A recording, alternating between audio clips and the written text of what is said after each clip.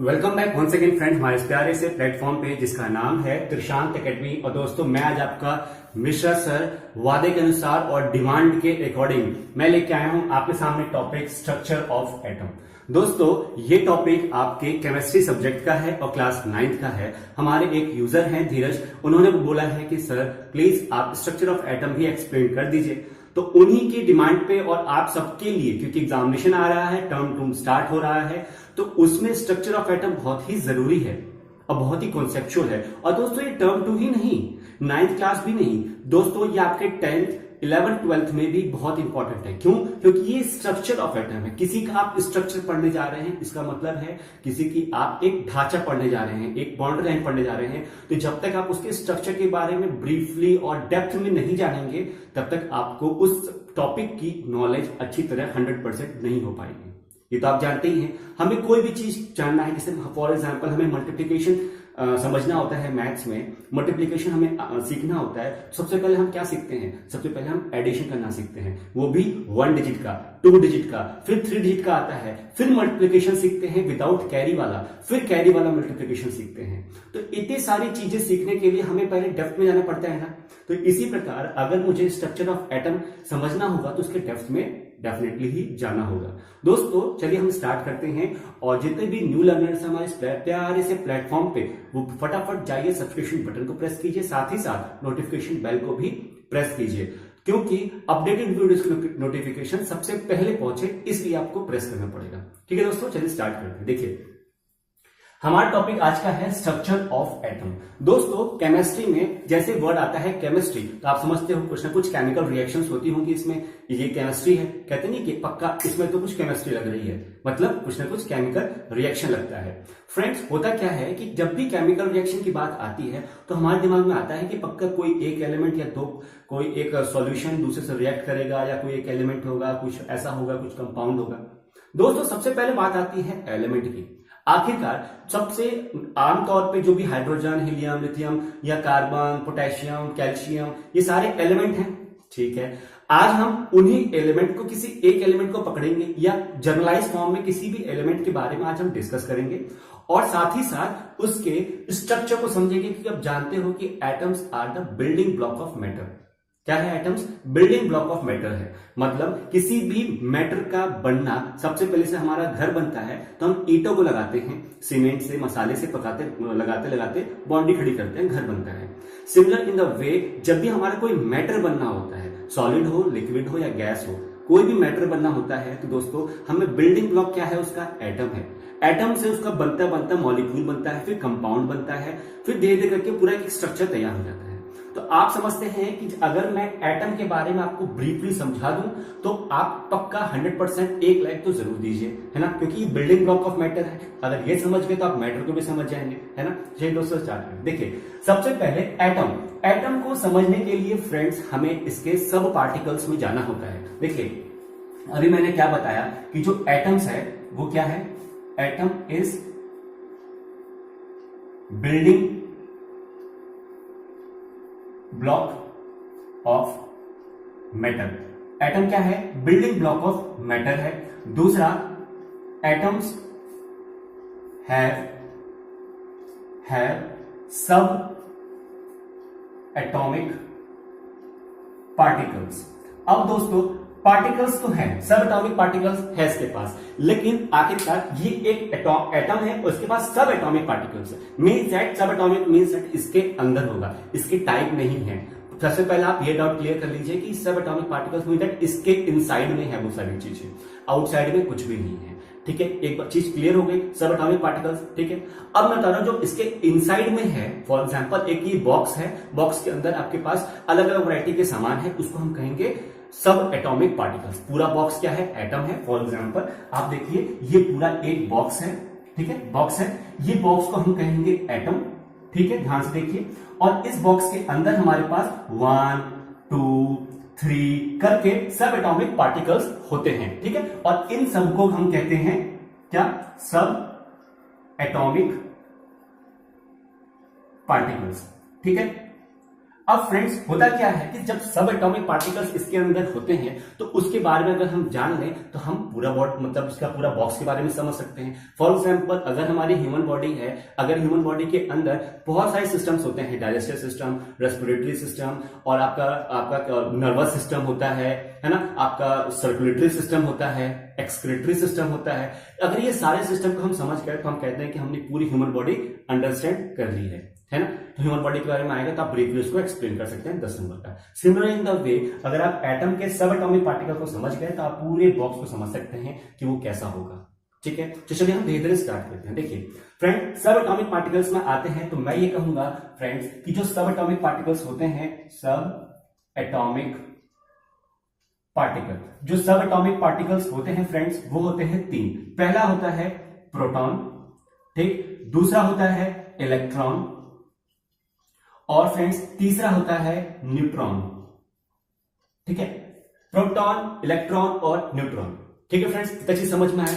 अब फ्रेंड्स मैं इसको रब करता हूं, थोड़ा डिटेल में जाता हूं। देखिए यहां तक चीज आपको समझ में आई कि एटम्स क्या है, बिल्डिंग ब्लॉक है और एटम्स के पास एटॉमिक पार्टिकल्स होता है। और मैंने आपको एक जनरलाइज फॉर्म बता दिया है कि जो एटम है, मान लो एक बॉक्स टाइप का है, वो एटम हो गया तो उसके अंदर क्या हो गया, सब एटॉमिक पार्टिकल्स हो गए। तो फ्रेंड्स अब ये बताइए, जब तीनों के तीनों सब एटॉमिक पार्टिकल्स हैं तो वो अपनी अपनी एक जगह भी लेंगे, है ना, अपने अपने बॉक्स में रहने के लिए एक जगह भी लेंगे ना, कि मैं तो यहीं रहूंगा, वो बोलेगा नहीं मैं तो यहां रहूंगा। और सबकी अपनी अपनी कैरेक्टरिस्टिक्स भी होंगी कि नहीं होंगी, ये तो आप सब जानते हैं। तो फ्रेंड्स इसीलिए हमने कहा कि देखो, आप जो अलग अलग कैरेक्टरिस्टिक्स के हैं उनको अलग कर दिया जाए, जो सिमिलर कैरेक्टरिस्टिक्स हैं उनको एक साथ कर दिया जाए। सही बात है ना, कि फॉर एग्जांपल अगर आपका स्कूल है उसमें 9th क्लास भी है, 10th क्लास भी है, 11th है, सबको मिक्स करके पढ़ाएंगे तो हम पॉसिबल नहीं है ना। तो इसलिए सेम स्टैंडर्ड को सेम स्टैंडर्ड में रखा जाता है एक क्लास में, है ना। तो सिमिलरली इन दिस वे जब भी किसी दो की एक कैरेक्टरिस्टिक्स होगी तो उसको हम एक जगह रखेंगे और जिसकी अलग होगी उसको अलग लिखेंगे। फॉर एग्जाम्पल दोस्तों, हमारे पास एक जगह होती है एटम के अंदर जिसको हम कहते हैं, क्या कहते हैं, न्यूक्लियस। न्यूक्लियस कहते हैं। ठीक है, अब इसके अंदर दोस्तों मैं इसको बोलूंगा मैं P, इसको बोलूंगा E और इसको बोलूंगा N। ठीक है, तो दोस्तों न्यूक्लियस के अंदर हमारा होता है प्रोटॉन और न्यूट्रॉन। क्या होता है, प्रोटॉन और न्यूट्रॉन दोनों न्यूक्लियस के अंदर होते हैं। अभी बताऊंगा क्या कारण है। ठीक है, और न्यूक्लियस के बाहर, यहां पे बाहर कहीं पे भी हमारा होता है इलेक्ट्रॉन। ठीक है, जिसको मैं बोलूंगा E। ठीक है, इलेक्ट्रॉन होता है, समझ में आया दोस्तों। प्रोटॉन और न्यूट्रॉन इनसाइड में होते हैं न्यूक्लियस के अंदर और हमारा जो इलेक्ट्रॉन होता है वो बाहर होता है। इतनी चीज समझ में आई। तो सर आप बोलेंगे कि ये बताइए कि हमारा प्रोटॉन और न्यूट्रॉन ही न्यूक्लियस के अंदर क्यों रहता है, इलेक्ट्रॉन क्यों नहीं रहता। तो मैंने भी बताया था ना, जो सेम चार्ज मतलब सेम कैरेक्टरिस्टिक्स के होंगे उनको रखेंगे। अब फ्रेंड्स सेम कैरेक्टरिस्टिक क्या है, देखिए जो हमारा प्रोटॉन होता है दोस्तों वो होता है पॉजिटिवली चार्ज, मतलब इसके पास पॉजिटिव चार्ज ज्यादा होते हैं।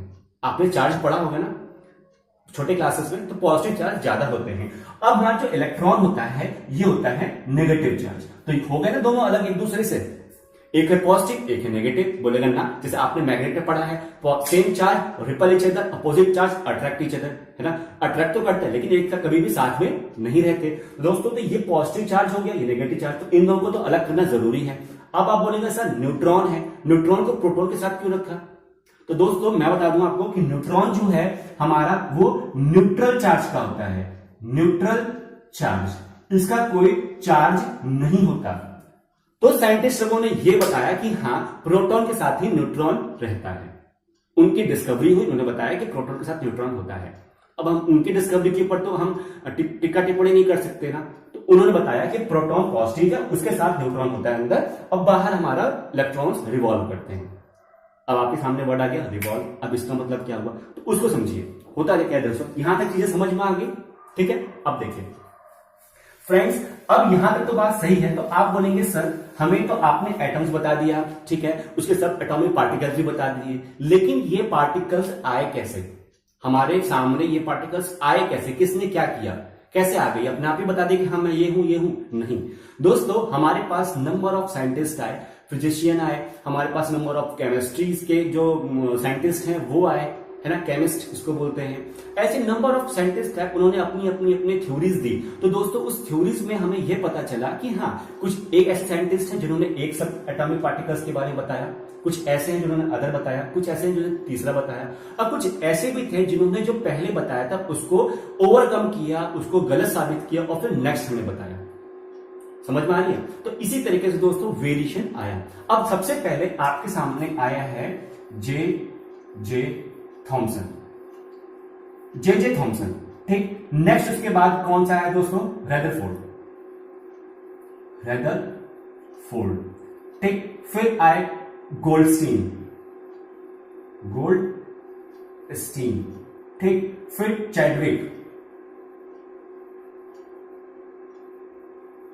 ठीक। ऐसे करके नंबर ऑफ साइंटिस्ट आए हमारे, इन्होंने कुछ बताया, इन्होंने कुछ बताया, इन्होंने कुछ बताया, इन्होंने कुछ बताया। दोस्तों अब आपको मैं ये बता दूं कि पूरा चैप्टर जो हमारा है स्ट्रक्चर ऑफ एटम, वो किस पे निर्भर करता है। फ्रेंड्स, एक साइंटिस्ट आएंगे, वो कुछ बताएंगे, फिर दूसरे साइंटिस्ट आएंगे, बोलेंगे नहीं नहीं ये गलत है, ये तो ऐसे होता है, मतलब उनका ड्रॉबैक और इनका पोस्टुलेट्स। फिर नेक्स्ट आएंगे, बोलेंगे नहीं ये गलत है, तो इनका ड्रॉबैक, उनका पोस्टुलेट्स। ऐसे करके आगे आगे हमारी सीरीज बढ़ती जाती है। दोस्तों सबसे पहले फिजिक्स में नोबेल प्राइज लेने वाले हमारे यही साइंटिस्ट थे, जे थॉमसन। इन्होंने हमें स्ट्रक्चर ऑफ एटम के बारे में बताया था, लेकिन उन्होंने केवल इलेक्ट्रॉन्स के बारे में बताया, मतलब नेगेटिवली चार्ज पार्टिकल्स के बारे में बताया। उसके बाद रदरफोर्ड आए, उन्होंने बोला नहीं नेगेटिव चार्ज तो है, ये गलत है, इनका एटम का स्ट्रक्चर ये होता है और उसमें न्यूक्लियस होता है, उसमें प्रोटॉन होते हैं, मतलब पॉजिटिव चार्ज के बारे में बताया, ठीक है। उसके बाद गोल्डस्टीन आए, है ना, ई गोल्डस्टीन, इसका नाम पूरा है ई गोल्डस्टीन। ये आए तो बोले नहीं नहीं ये गलत है, हमारे पास क्या होते हैं, पॉजिटिवली चार्ज होता है। उन्होंने क्या बताया, कैनाल रेज के बारे में, ठीक है। फिर चैडविक आ गए, इन्होंने न्यूट्रॉन के बारे में बताया। तो दोस्तों अलग अलग साइंटिस्ट हैं। उसके बाद फिर अलग अलग वेरिएशन भी आएगा, जैसे नील बोर थ्योरी आएगी, है ना, तो वो वैलेंसी के बारे में बताएंगे। तो हम सारी चीजों को वन बाय वन सारे मॉडल्स को पढ़ते जाएंगे और आपको एक्सप्लेन करते जाएंगे, किसकी क्या ड्रॉबैक है, किसका क्या आपका वो है पोस्टुलेट्स क्या है, ड्रॉबैक्स क्या है, वो सारी चीजें हम वन बाय वन आपके सामने डिस्कस करेंगे। और आशा करूंगा कि आप मेरे साथ बने रहेंगे। अगर बने रहे दोस्तों तो मेरा ये चैलेंज है आपको कि कभी भी स्ट्रक्चर ऑफ एटम में आपको प्रॉब्लम नहीं आएगी, ठीक है। और फ्रेंड्स एक चीज मैं और बता दूं कि जितने भी साइंटिस्ट हैं यहाँ पे, जितने भी केमिस्ट हैं या फिजिशियन हैं, जितने भी हैं, उन्होंने जो जो मॉडल दिया है वो मॉडल पूरा का पूरा धरा धरा आपके एग्जामिनेशन में आ सकता है। और सबसे इंपॉर्टेंट दोस्तों है ये रदरफोर्ड एटम्स, जो स्ट्रक्चर ऑफ मॉडल है इनका, इसको कहते हैं alpha particle scattering experiment. Alpha particle scattering experiment भी बोलते हैं इसको, या स्कैटरिंग एक्सपेरिमेंट भी बोलते हैं इसको। तो ये दोस्तों आप ध्यान रखिएगा। दोस्तों साथ ही साथ जे थॉमसन का जो मॉडल है स्ट्रक्चर ऑफ एटम का, जो उन्होंने एक्सप्लेन किया था, उसको कहते हैं प्लम पडिंग मॉडल, ठीक है। ये आप ध्यान रखिएगा, जो निकनेम है इन सबके और जो number of year of discovery है इनकी, किस ईयर में इन्होंने ये किया था, किस ईयर में दूसरे साइंटिस्ट ने किया था, तो ये सारी चीजों को आप याद करके रखिए।